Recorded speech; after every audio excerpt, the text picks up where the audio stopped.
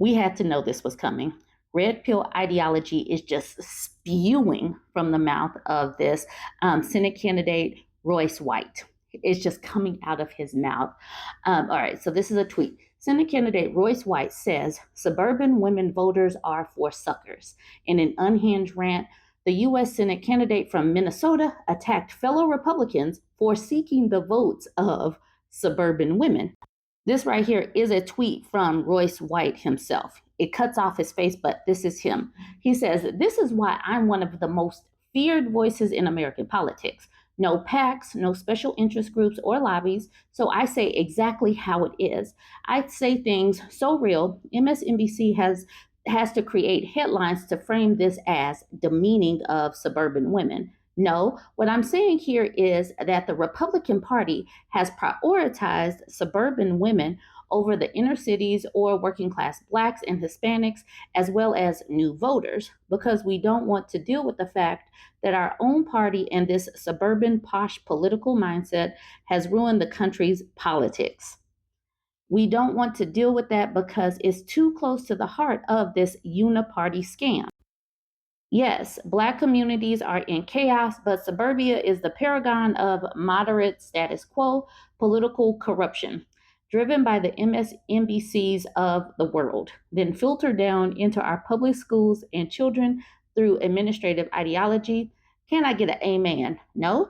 Okay, I get it. That's not how we do politics in America. I know. That one hits so hard and heavy. All MSNBC writers can do is marvel in the envy of the precision and genuineness. Intellectually, I'm exposing these people brick by brick. Defeat Amy Klobuchar. She is one of the most dangerous political prototypes in America. Smiles, waves, takes pictures, and is able to comfortably hide on both sides of the middle of nowhere for 18 years, going on 24. And nobody bats an eye because NBC says I'm a misogynist. No, a lot of you suburban women are hypocrites, and I am not afraid to call you out. Suburban women like Amy Klobuchar and Kamala Harris. The people are coming. Godspeed. And then he posts the video, which is over 6 minutes long. I do clip it down to 3 minutes. I'm going to play it at the end of this video. First, the MSNBC article that he's talking about. Senate candidate Royce White says suburban women voters are for suckers. In a recent episode of his aptly named podcast, Please Call Me Crazy, GOP Senate candidate Royce White went on a chauvinistic rant demeaning women who live in the suburbs and labeling Republican politicians who seek these women's votes as losers who have a cucked mentality. I swear to God, he is using red pill ideology and doing it loudly. This is wild. He doesn't seem to have gotten the memo that Donald Trump and his campaign are trying, however haplessly, to soften their image with women voters. Or maybe White is outright defying it. The Minnesota Republican who's currently looking to unseat Democratic Senator Amy Klobuchar is known for launching bigoted attacks via social media and his podcast. In 2023, for example, White told former Trump advisor Steve Bannon that women these days are too mouthy.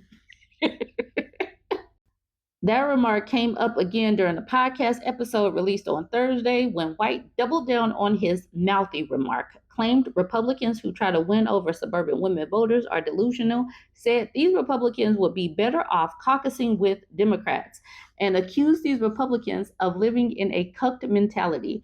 The term cuck in right-wing parlance is another word for a man perceived as weak, particularly in their interactions with women. It's worth noting here that just last week, Trump publicly tried to woo suburban women during a speech that focused on crime. Awkward. Now I'm just going to play the first 3.5 minutes of White's his rant. Like I said, the video is over 6 minutes long. I definitely want you to weigh in.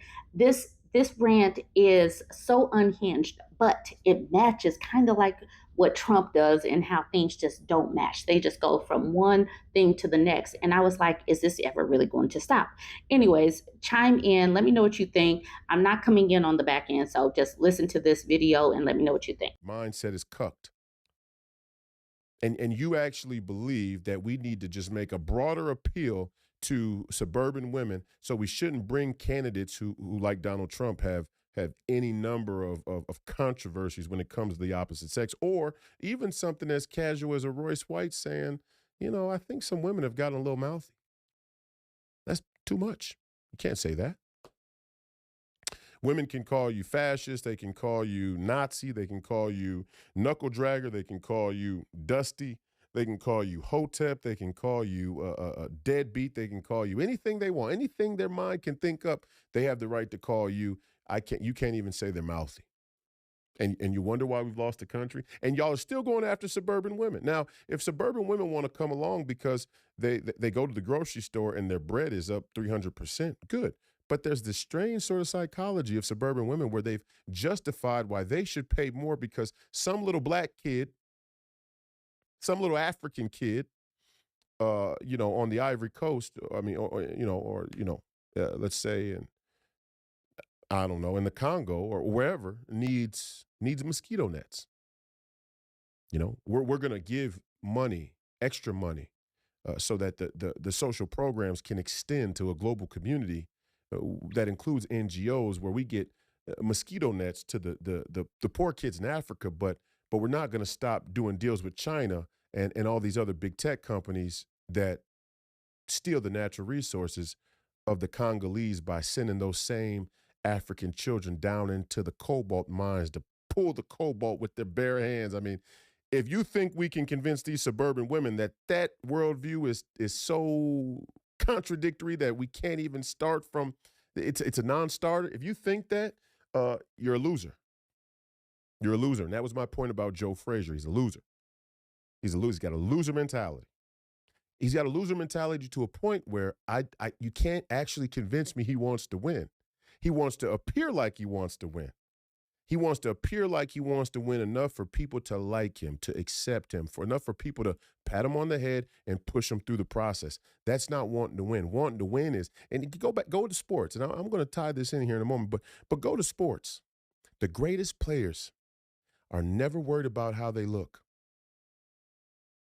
In fact, one of the real pitfalls and detriments of players who have a lot of talent is usually that they're too concerned with how they look. And in that concern with how they look, they're not willing to give the effort and sacrifice necessary to make game-winning plays. I don't want to dive on the floor. I don't want to move my feet really quick and much quicker so that it looks like I'm trying too hard.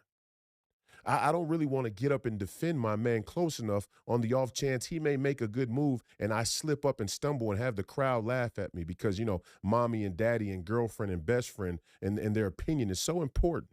Those kind of people have been the prototype of psychological profile that the deep state and the security state and all of the other vertically integrated special interests and lobby groups find for candidates and fund.